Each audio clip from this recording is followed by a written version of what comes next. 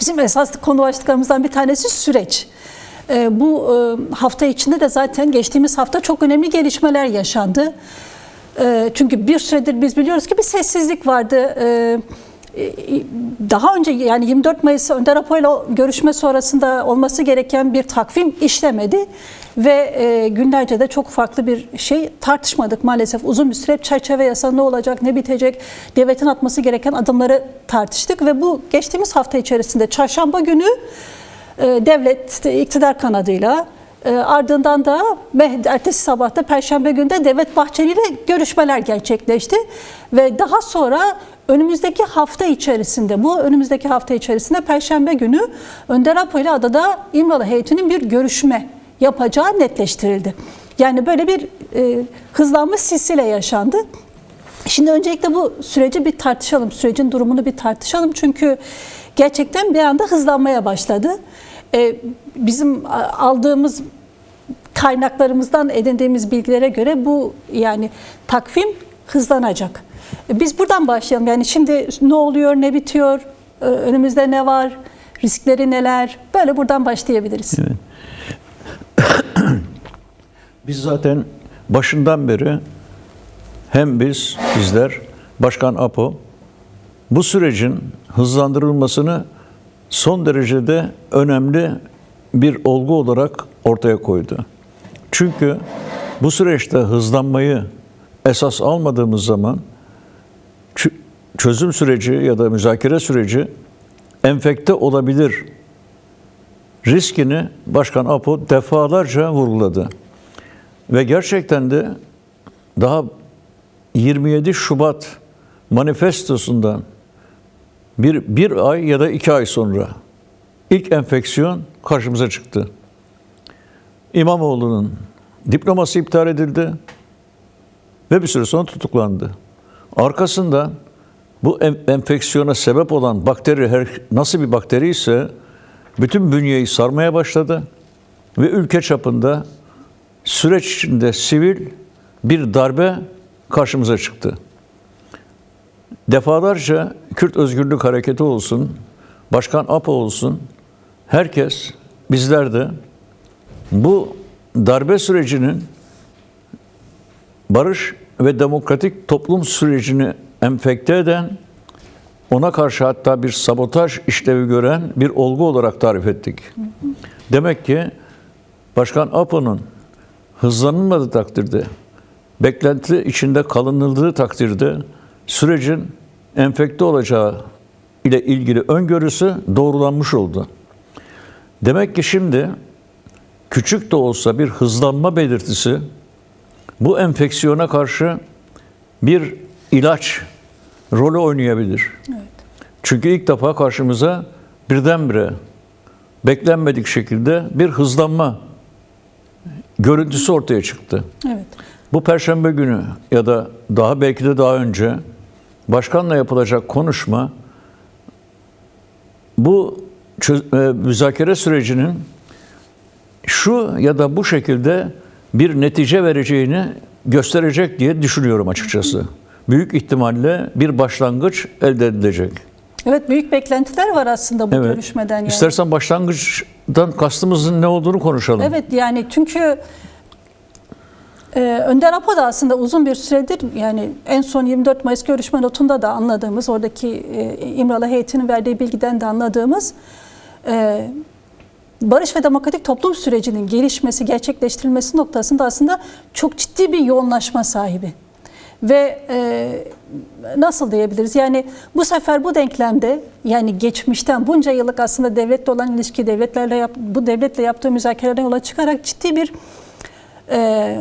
formasyona sahip. İşte buradan yola çıkarak aslında konjektürle de bağlı. Çünkü en son görüşmesinde mevcut konjektürün de çok da riskleri barındırdığı, biraz da söylediniz ya, İsrail açısından öyle, İran açısından öyle ciddi riskleri barındırdığını ve katılaşma tehlikesiyle karşı karşıya olduğunu söyledi. Şimdi düşünelim, Türkiye'nin etrafında bu kadar katılaşma var. Türkiye'nin etrafı tam bir ateş çemberi Türkiye'nin durumu ne olacak? Yani bu da Türkiye için çok tehlikeli. O yüzden de bu başlangıcın bir an önce olması, değil mi? Evet, Yani çok önemli. bir an önce bir yerden başlaması çok önemli bir nokta Evet, oluyor. çok önemli. Çünkü başlangıç yoksa bekleme var demektir. Evet. Bekleme her şeyi çürütür. Her şeyi çürütür. Beklemek demek eylemsizlik demek. Eylemsizlik demek işlemeyen demir pas tutar dediğimiz sonucu doğurur. Yani mücadele etmeyen, demokrasi için konuşmayan, harekete geçmeyen kitleler bir süre sonra çözülmeye başlar. Bu çok açık. Ve şimdi bu temel mesele ilk defa bir başlangıç noktasına gelmek üzeredir. Şimdi sorun şu, bu nasıl bir başlangıç olacak acaba? Evet. Nasıl? Başlangıcın Acaba biçimi önemli. devlet nasıl bir yasa tasarısıyla karşımıza çıkacak? Bunları bilmiyoruz. Yani ama söylenenler var. Mesela 10-11 maddeden, yani bu bilgiler benim anladığım bilinçli bir şekilde sızdırılıyor. Yani belki manipüle etme amacı da güdülüyor olabilir.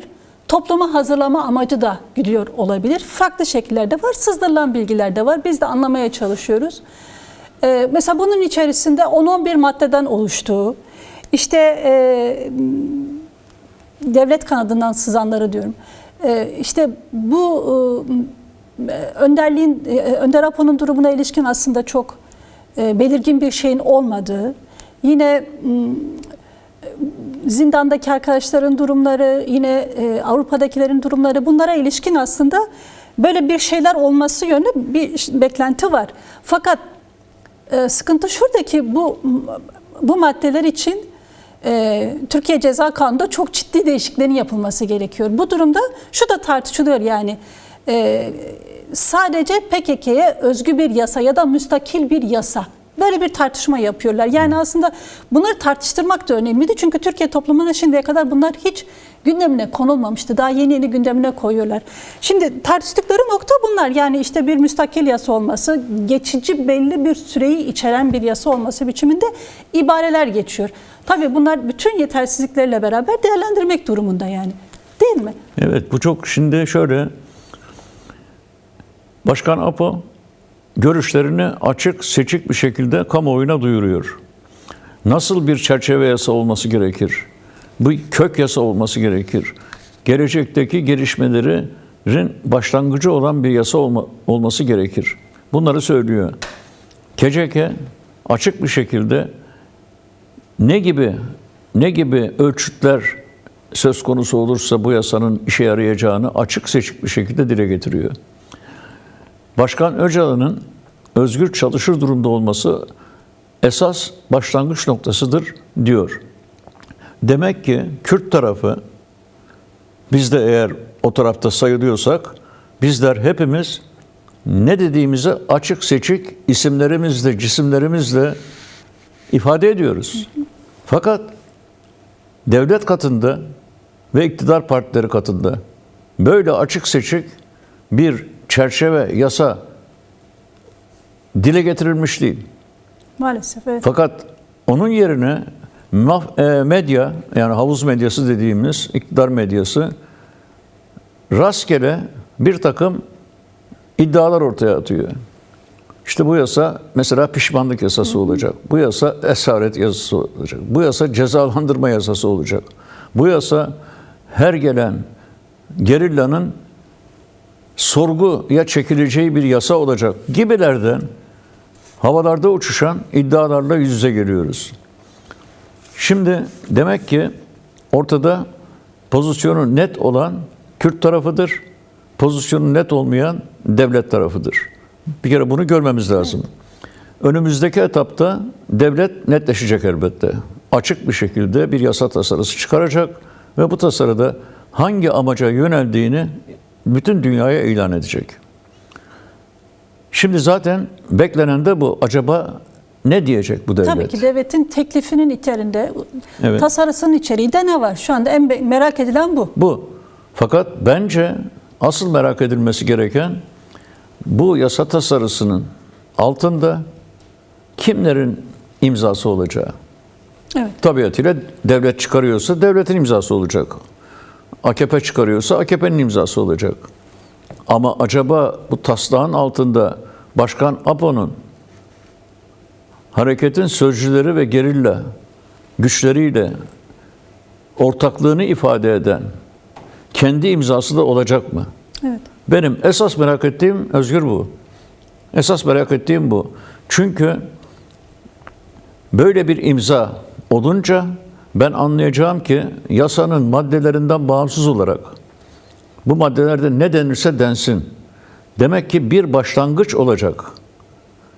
Nasıl bir başlangıç?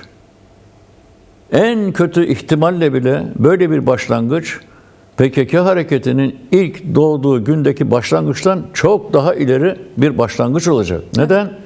Maddelerin kendisinden dolayı değil. Kürt halkının örgütlülük derecesi yüzünden ve 50 yıl süren savaşın neticesinde Türkiye Cumhuriyeti Devleti'nin Kürt özgürlük hareketini yenik düşürme amacına ulaşamaması bakımından. Bunlar çok önemli sonuçlar.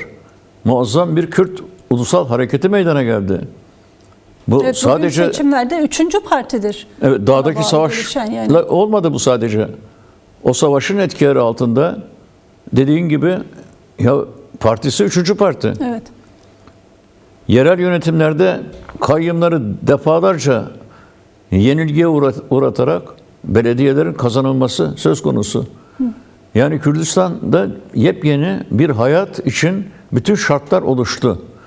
Bir de ben düşünüyorum Fis köyündeki başlangıcı. Evet. 20-25 kişi. Bir grup insan, evet. Öğrenciler. Kürt halkı onları gördüğü zaman talebeler diyordu o dönemde. Biz de talebeler sanıyorduk onları. Ama aynı zamanda bir 12 Eylül silindiri gibi geçmiş bütün devrimci sürecin üzerinden. Diyarbakır zindanı salhaneye dönmüş. İnsanlar canlarını veriyorlar direnirken. Böyle bir başlangıç noktası vardı Fis köyünde ve o günden bugüne gelindi. Şimdi demek ki yeni başlangıç bugünkü durumdan sonrası için bir başlangıç. Ve biz hepimiz, bütün demokrasiye, barışa inanan insanlar Fis köyündeki başlangıçtan çok ileri bir başlangıç durumuna geleceğimizi biliyoruz. O halde Başkan Öcalan'ın imzasını taşıyan, yani bütün sözcüleriyle Kürt Özgürlük Hareketi'nin gerillasıyla müzakereler sonucunda zaten genel Başkan Apo imzasını atıyor her yere. Yani o kendi başına böyle işler yapmıyor. Evet. Herkesle konuşuyor. Kaldı ki yeterince konuşmamaktan şikayet ediyor. Demek ki konuşmak istiyor. Herkesle anlaşarak, herkesi ikna ederek adım atmayı esas teşkil ediyor kendi hayatında. Mesela baştan beri dedi ki bu tasarıyı götürün meclisteki diğer partilerin düşüncesini alın. Değil mi? Bu çok önemli bir noktaydı. Evet. Yani aslında burada bir Türkiye barışı yaratılmaya çalışılıyor. Evet. Yani sadece iktidardaki AKP, MHP ile değil, CHP'nin de görüşünü alma, DEVA'nın da görüşünü alma, yani diğer partilerin görüşünü alıp bir ortak konsensüs oluşturarak Evet. bir şey elde etmeye çalıştı. Baştan beri Önder Apo'nun yaklaşımı. Bu çok önemli bir nokta. Çok önemli. Yani sadece işte dar bir çevre ya da bir iki parti arasında değil, bütün Türkiye'nin gündeminde olmasını ve bunun çabasını yürüttü. Ve zaten şunu söylüyor, yani bırakın da ben herkesle konuşayım diyor. Evet, ve bu şimdiye kadar da sağlanmadı. Ben tek başıma masa başında oturup bir takım görüşler ortaya atmıyorum. Herkesi dinliyorum. Dinlemek istiyorum. Herkesin düşüncesine önem veriyorum. Yani ve hepimiz başkanın manifestolarında kendimizi o nedenle bulmaya başlıyoruz. Çünkü o sadece düşünen bir kafa, kimseyle konuşmuyor, aklına geleni söylüyor. Hayır, böyle bir durum yok. Böyle bir durum yok. Öcalan kadar insanların, kendi dışındaki insanların sözlerine, görüşlerine önem veren bir lider az bulunur. Bu çok açık. Şimdi ben bu yasa çıktığı zaman bütün kardeşlerime şunu tavsiye ediyorum. Tasarının altında başkanın imzası varsa bilin ki bu yeni bir başlangıçtır. Buradan ileriye doğru gitmek mümkündür. Bu kesin. Fakat yasanın içinde hiçbirimizin içine sinmeyeceği maddeler de olabilir. Olabilir. Yani öyle şartlar konabilir ki bizim için elverişli olmayabilir. Peki Fis köyündeyken Başkan Apo'nun önündeki şartlar elverişli miydi? Kapkaranlık bir şeydi o zaman. Elbette. Şimdi çok karanlık bir yasa bile koysalar o yasalara dayanarak ileriye gitmek artık kesinlikle mümkündür. Yani aslında karanlığın içerisinde kocaman bir gedik açılmış ve benim anladığım bu büyütülerek aydınlık yaratılmaya çalışılıyor. Yani o başlangıç dediğiniz şey bana onu düşündürüyor. Yani bir ışık sızmasını sağlayarak o ışığı büyütmeye çalışmak. Yani benim aklımda hep bu metafor oluşuyor. Çok doğru. Evet. Yani şöyle, biz boş bir iyimserlikten bahsetmiyoruz. Yani tünelin ucunda bir ışık görüyoruz. Evet. Fakat biliyoruz ki bu ışık gerçekten güneş ışığı da olabilir. Üzerimize doğru gelen bir korkunç tren de olabilir. Yani biz risklerin farkındayız yani. Evet. Kürt halkı bu risklerin bizden daha çok farkında. 100 yıl yaşamış ya. 100 yıl yaşamış. Neler olmuş? İnsanları, isyan eden insanları gel anlaşalım diye çağırıp idam etmiş olan bir devlette yaşıyoruz biz. Evet. Çok şey oldu. 2015 çözüm sürecinin dağıldığı günü hatırlıyorum. Büyük umut kırgınlığına uğradı insanlar. Fakat derhal toparlandılar. Büyük mücadeleler oldu, büyük yıkımlar oldu. Peki ya hala varız ve 1,5 yıldır Özgür bir müzakere süreci sürüyor. 1,5 yıl. İşte neden? Bu nokta çok önemli. Yani buna masa denklemi diyoruz. Yani en son Ergin Atabey aslında çok güzel bir kavramsallaştırma Doğru. yaptı. Masa denklemini anlamak diye bir kavram koydu gündemimize. Gerçekten ben de buradan yola çıkarak biraz tartışmak istiyorum. Çünkü bu denklemi anlamak önemli. Biraz önce bahsettiğiniz hani karanlıktan bugüne gelmek ve masa denklemine gelmek. Yani idam sehpalarından masaya oturma durumuna gelmek ve bu masanın da halen devam ediyor olması. Fakat bu masa denkleminde sanki tam anlaşılmayan şeyler var. Yani tamam bir masa devam ediyor ama yani bu masa nasıl, bu masanın devamlılığını aslında tam sanki anlamama durumu var ve masadaki bu ilişki ve çelişki nedir diye size sorayım. Önemli bir şey bu. Şimdi masa denklem bir kere çok matematik bir kavram biliyorsun. Yani masada oturanlar eşit mi değil mi? Evet. Çünkü denklem 1+1 eşit 2. Bu bir denklemdir ve sonucu belli. Masa nasıl bir denklem taşıyor? Evet. Tıpkı 1+1 gibi eşit öznelerin oturduğu bir masa olarak karşımızda duruyor. Eşitlik nereden geliyor? Elbette ki Kürt Özgürlük Hareketi'nin nicel gücüyle Türk Silahlı Kuvvetleri'nin nicel gücünü kıyaslamak bile mümkün değil. 1 milyonluk ordu. Elinde tank, top, uçak ne varsa her şey var yani. Fakat mesele bu değil. Mesele savaşın sonucu. Ne oldu bu savaşın sonucunda? Bu savaşın sonucunda ne yenen oldu, ne yenilen oldu. Ne demek bu? Yendim dese de birisi diğeriyle eşit durumda. Diyelim ki bir maç oynanıyor. Bir futbol maçı. Zaten dünya futbol şampiyonası yapılıyor ya. Oradan örnek verelim. Sahada Türk devleti 11 kişiyle oynuyor. Hakem de kendisinden yana. Kürt halkı 6 kişilik bir takımla oynuyor. Olabilir. Sonuç ne? Berabere. Maç berabere bitiyor. Evet. Evet. Büyük eşitsizliğe rağmen. İki takımın arasında eşitlik yok. Ama sonucun kendisi bize 0-0 berabere diye bir lafa gösteriyor. Bu eşitlik demektir bu. Demek ki masada devletle Kürt Özgürlük Hareketi, başında APO'nun olduğu Kürt Özgürlük Hareketi eşit güçler olarak oturuyorlar. Denklemin birinci kısmı bu. Denklemin ikinci kısmında bir bakıyoruz masada yine de bir eşitsizlik var yani. Eşitsizlik var. Çünkü devlet takımının kaptanı serbest. Evet. Kürt takımının kaptanı hapiste. Neden? Neden? Yani siz savaşın sonunda Başkan Apo'yu esir ettiniz de hapse mi attınız? Siz böyle bir şey yapmadınız. Başkan Apo'nun İmralı zindanında olması sizin marifetiniz değil. Sizin zaferiniz değil. Sizin başarınız değil. Dünyanın ne kadar emperyalist devleti varsa birleşmişler. Sizin için, sizin iktidarınız için, sizin Orta Doğu'da oynayacağınız rol için size başkanı bir komplo kurbanı olarak getirmiş vermişler. Zaten yani o komplo günü başkan Türkiye'ye getirildiğinde devrin başbakanı Ecevit, ya bize Başkan Öcalan'ı neden verdiler anlamadım demiştir.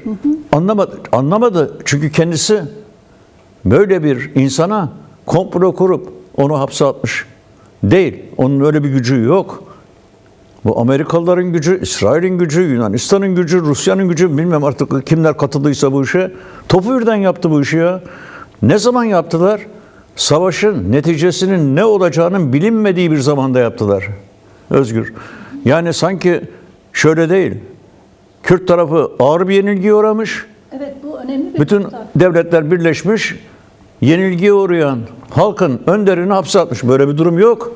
Yani çünkü kazanan kaybeden diye bir şey de aslında Türkiye halkına anlatılmaya çalışılıyor. Evet. Sanki böyle bir hava verilmeye çalışılıyor. Oysa eğer yani bu şekilde bir yasaya hazırlamaya gitmek iki halkın da hayrına olur mu? Nasıl? Bir dakika. Yani yani mesela işte bu taraf kazandı, bu taraf kaybetti. Böyle bir durum yok. Yani bunu düşünmek zorundayız yani. Sonuçta hedefte madem halkların kardeşliği ya da şöyle diyeyim, halkların ortak yaşamını sağlayacak bir şey yaratmaksa, bunu buradan mesela bu tür kavramlarla yaklaşmak ne kadar sağlıklı ki? Evet. Şimdi önce şunu söyleyeyim. Diyelim ki medyada çok duyuyoruz yani. İşte Kürt isyanını bir kere daha bastırdık. Yendik, zafer kazandık vesaire. Yok işte kunduraların numarasına kadar biliyoruz zaten. 3-5 tane insan kaldı, başka bir şey kalmadı. Eğer durum böyle olsaydı, Türkiye Cumhuriyeti Devleti önüne koymuş olduğu PKK'yı ve Kürt halkının direnişini yok etme amacına ulaşmış olsaydı böyle bir masa kurmazdı. Evet. Masaya ne lüzum var? Getirirdi yenik düşen insanlardan kimse sorumlu. Onun önüne bir kağıt koyardı. Teslim kağıdı. Altına imza attırırdı, biterdi. Ya koskoca Nazi Almanyası yenildi. Evet. Nazi Almanyası yenildi. Yenildiği gün 5 Mayıs yanılmıyorsam, ya o gün teslim anlaşmasının altına imza attı. Evet, Japon İmparatoru, bir görselimiz de vardı. Rejideki arkadaşlardan rica edeyim. Japon İmparatoru atom bombaları atılınca teslim oldu. Anlaşma, evet. Teslim olduğu gün imparatora bir gün içinde teslim anlaşması imzalatıldı. Evet. Yani Dünya Savaşı'nın iki büyük devletidir bu. Japonya ve Almanya. Ya ortada 1,5 yıldan beri süren bir müzakere süreci var. Yani yenilenle 1,5 yıl konuşulur mu? Bir gün konuşulur. Bir gün bile konuşulmuyor. Birkaç saat konuşuluyor. At imzanı, hadi bakalım. Sen bitti. zaten kaybetmişsin. Çık aradan. Böyle bir durum var mı? Böyle bir durum oldu mu? Kim inanır buna? Sen besbelli ki hem Türk devletinin menfaatleri açısından hem Kürt halkının menfaatleri açısından bir yenişememe durumunda çözüm arıyorsun. Hem devlet çözüm arıyor, hem Kürt tarafı çözüm arıyor. Herkes çözüm arıyor. Bu bir oyun değil zaten. Yani 1,5 yıldır devam ediyor olması müzakere sürecinin devletin basit bir taktik oyunu. Hayır, böyle bir şeyi söyleyemeyiz. Böyle bir taktik oyun oynanmaz. Oynanmaz çünkü karşıda Kürt halkı diye bir halk var. Bunu ilanihaye oyalayarak, bekleterek sen boyun eğdiremezsin yani. Zaten bunu benden daha iyi o devletin kendisi biliyor. Demek ki bir oyun değil ama problemleri olan bir süreç bu. Yani devlet kendi gücünün de farkındadır zaten. Elbette.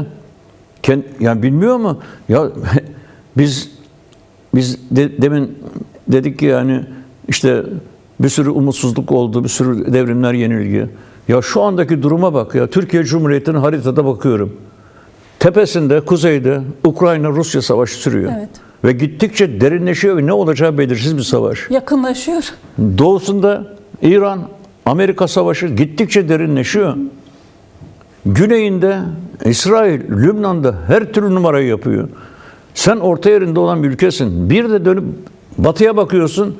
Yunanistan, İsrail, Mısır, ittifaklar kuruyor.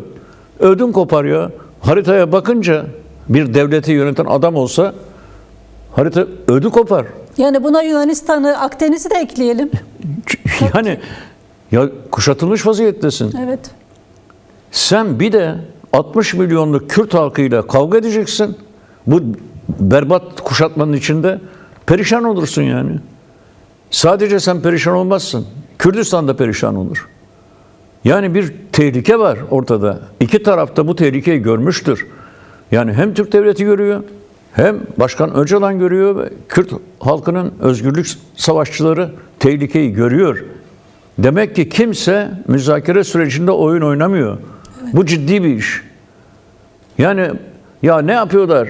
Zaten uzadı. Zaten bir şey çıkmaz. Bu çok tehlikeli bir laftır yani. Çıkmaz deyince buradan bir sonuç, sen oturduğun yerde bekleyeceksin demektir. Asla böyle umutsuzluklara kapılmak doğru değil. Ama bu mükemmel bir sonuç doğuracak. Zaten doğurmak üzere ha doğurdu ha doğuracak. Böyle iyimserliklere de kapılmamak gerekiyor. Neye bağlı acaba bu? Neye bağlı? Buradan sonucun çıkması neye bağlı? Birincisi Türkiye'deki bu şimdi yaşanan bu sivil darbe sürecinin bir durmasına bağlı. Çünkü bu kadar ya akıl alır gibi değil ya. Öyle işler yapılıyor ki işlenen suçların haddi hesabı yok. Böyle suç işleyen bir iktidar bütün suçları ortadan kaldırabilecek bir barışa zor gider. Durması lazım bu darbenin. Bu şart. Diğer taraftan Kürt halkı eğer beklerse oturduğu yerde ne olacak acaba bu işin sonu diye sorular sormaya başlarsa kim ilerletecek bu süreci? Yani o zaman şöyle diyebilir miyiz? Mesela şimdiye kadar silahlı bir mücadele vardı. Evet. Ancak bundan sonra mesela bu masa denkleminde yürütülen mücadele artık siyasetle, ideolojiyle ve fikirle yürütülen bir mücadeleye dönüştü diyebilir miyiz? Tabii elbette. Şimdi şöyle, yani burada ilginç bir şey var. Yani Başkan Apo bir takım yeni kavramlarla karşımıza çıkıyor. Bunlardan bir tanesi negatif devrim. Bir tanesi pozitif devrim. Şimdi tabii yıllarca başka terimlere alışmış olan kamuoyu şaşırıyor yani. Acaba ne bu? Negatif devrim deyince negatif kelimesinin kendisi negatif olduğu için yani sanki yapılmaması gereken bir işmiş gibi anlaşılıyor. Evet. Pozitif devrimin ne olduğunu ise zaten kavrayamaz hale geliyor. Oysa ki Öcalan'ın metinlerinde bunların her ikisinin de ne olup bittiği çok açık bir şekilde dile getiriliyor. Evet, biraz açalım bunları hocam. Mesela nasıl? Negatif devrim bu Evet. silahlı mücadelelerin içinde olduğu süreçlere deniliyor negatif Evet. devrim. Yıkım, şiddet en çok. Fakat belki de en çok başta da siz programın girişinde de anlatmıştınız. En bilinmeyen, belki en tanınmayan, en az denenen de bu pozitif devrimden Kesin. dolayı. Bunu biraz açabilir misiniz? Şöyle, şimdi negatif devrimden kasıt yıkıcı devrim. Yani diktatörlük varsa onu yıkma. Faşizm varsa onu yıkma. Emperyalist işgal varsa onu yıkma devrimine biz negatif devrim diyoruz. Yıktığı için. Çünkü bir şey kurmuyor. Bunu yıkıyor. Kurmak pozitif bir şeydir. İnşa etmek pozitif bir şeydir. Bir şey yapıyorsun. Bir şeyi yıkıyorsun, yeni bir şey yapıyorsun. Mesela ev depreme dayanıksız, kiriş, kolon çatlamış, temel zayıf. Ne yapmak lazım? Yıkmak lazım. Ne için yıkacağız? Ölmemek için. Tamam, yıktık. Peki nasıl yaşayacağız? Evet. Yeni bir ev lazım. Bu da pozitif devrim. İnşa devrimi yani. Bir şey yıkıyoruz, yerine bir şey yapıyoruz. Başkan çok normal bir şey açıklıyor. Yani bunda karışık olan hiçbir şey yok. Bütün devrimler yıkıcı devrim olarak başlar. Ondan sonra yapıcı, pozitif inşa süreci başlar.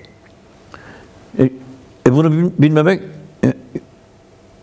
herhalde aklımızın karışık olması lazım bunu anlamamak için. Çok açık bir şeydir Ama bu kafamızdaki kodlarla da bağlı değil mi? Yani şimdiye kadar böyle kodlandı. Evet. Yani işte devrim olacak, yıkılacak, devlet kurulacak. Herkesin kafasındaki kod dünya deneyimleri de böyle olduğu için bunun yerine yeni bir şey, yeni bir zihniyeti oluşturmak kolay olmuyor zaten. Esas aslında mesele bu. Sorun burada. Bir de çok önemli. Bir yandan masa denklemi var. Evet. Devletle yürütülen bir şey yürütülüyor. Ve benim anladığım bu masa denkleminde bir yandan devletin zihniyetiyle, yani o devleti dönüştürme, o zihniyetle uğraşma var. Bir yandan da onun dışındaki, yani halkı değiştirmekte. Yani bu çift yönlü ele alınması gereken pozitif devrim süreci. Evet. Mesela burada ben şunu önemli buluyorum. Şu anda mevcut devlet bu zihniyet dönüşümünü, değişimini, çünkü bu o devlet için de yeni bir şey değil mi? Hı. Yani ilk defa devlet bir müzakere masasında, yani onun açısından da düşünüyorum. Yani bu kadar uzun süreli kalmak zorunda kaldı. Değil mi? Bu devlet de buna mecbur. Fakat bu ona da bir değişimi, dönüşümü dayatıyor. Peki bunun yapabiliyor mu ya da ne kadar yapıyor? Şimdi devlet ile Kürt Özgürlük Hareketi eşit karakterde iki hareket değildir. Devlet dediğimiz şey zaten berbat bir şeydir. Devletin kendisi berbat bir şeydir.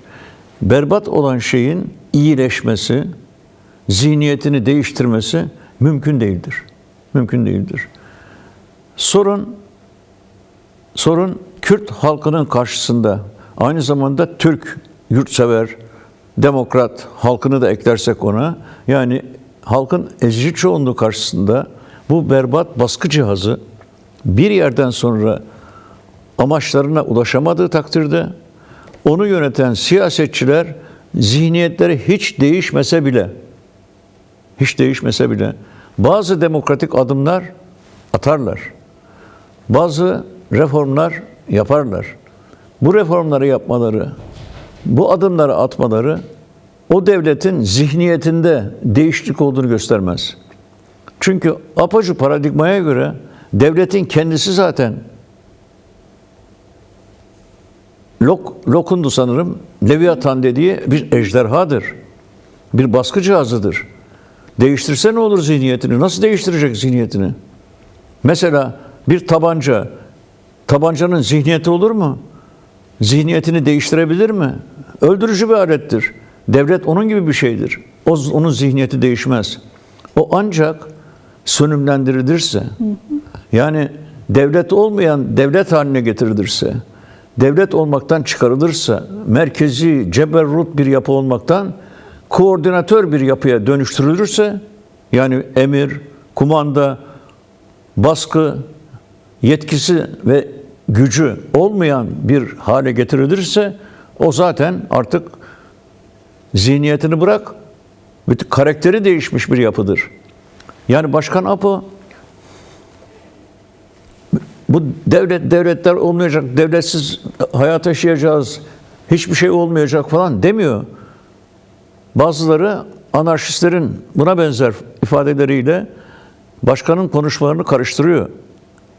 Yani başkanın paradigmasında bir merkezi fakat merkezci olmayan bir koordinasyon gücü şarttır. Düşün şimdi, yüzlerce komün olduğunu farz et. Her komünden tren yolu geçiyor değil mi? Ama eğer merkezi bir koordinatör olmazsa trenler birbirine çarpar. Her komün ayrı bir istikamete gönderebilir. Ya böyle bir şey faciaya sebep olur. Yani anarşistlerin, yani tabii biraz karikatürize ederek söylüyorum. Onlar da muhtemelen bu kadar saçma sapan düşünmüyor olabilirler. Onların kimilerinin dediği gibi her kafadan bir ses çıkan bir sistem olsa ne sağlık sistemi çalışır, ne trafik çalışır, ne üretim yapılabilir, üretim planlanamaz, hiçbir şey yapılamaz. Karmakarışık olur yani küçük küçük yerel özel güçler her biri kendi o andaki çıkarları gereği iş yaptığı zaman genel toplumun çıkarlarını koordine etmek imkansız hale gelir. Bir koordinasyona ihtiyaç vardır. Ama bu koordinasyon merkeziyetçi devlet değildir. Bir merkezdir ama merkeziyetçi bir merkez değildir. Bunlar başkanın paradigmalarında bana kalırsa açık seçik ortaya konan fikirlerdir. Şimdi başka bir şey söylemek istiyorum. Negatif devrim dedik ya. Bu negatif devrim 50 yıldır sürüyor. 50 yıldır. Başlangıçta milli bir hedef vardı. Kürdistan hedefi. Real sosyalizmin dağılmasından sonra bu hedefin realist olmaktan çıktığını ilk gören kişi Başkan Apo'dur. Ve derhal strateji değişikliğine yöneldi. 93 yılında yaptığı açıklamalar şunu gösterdi. Şimdi biz Kürt sorununu çözmenin önündeki engeller kalktığı takdirde şimdi silahlı mücadeleyi sona erdiririz. Çünkü biz halkımızın gücüne, kendimizin gücüne güveniyoruz. Barışçı, parlamenter, legal mücadele alanında biz bu sorunu çözeriz. Bu özgüvenle konuştu. Bu özgüvenle konuştu. Fakat devlet buna cevap vermedi. Devlet savaşın devamını zorladı. Fakat bu müstebit engelleri yıkma mücadelesi netice verdi. Tamamlanmadı bu devrim, negatif devrim. Ama 50 yılın sonunda birincisi Kürt ulusunun varlığı fiilen kabul edildi. Kürt dili fiilen kabul edildi. Ve devlet PKK'yı yok etme, Kürt halkının direnişini yok etme amacına ulaşamadı. Demek ki negatif devrim birçok kazanım elde etti. Belediyeler, parlamenter mücadele vesaire. Şimdi negatif devrimi tamamlamak ama barışçı yolda, müzakere yoluyla tamamlama aşamasındayız. Ve bu aşama ile iç içe geçmiş bir inşa sürecine girme aşamasındayız. İnşa deyince ne oluyor? Komün diyoruz, Fransızca bir isim, tamam, olabilir. Ama bütün mesele, biz bir evi inşa ediyoruz şimdi. Yaşayabileceğimiz için engelleri yıkıyoruz. Bir de içinde yaşayacağımız hukuki bir sistem, sosyal bir sistem yaratmaya çalışıyoruz. Yapıcı bir şey bu. İnşa etmek.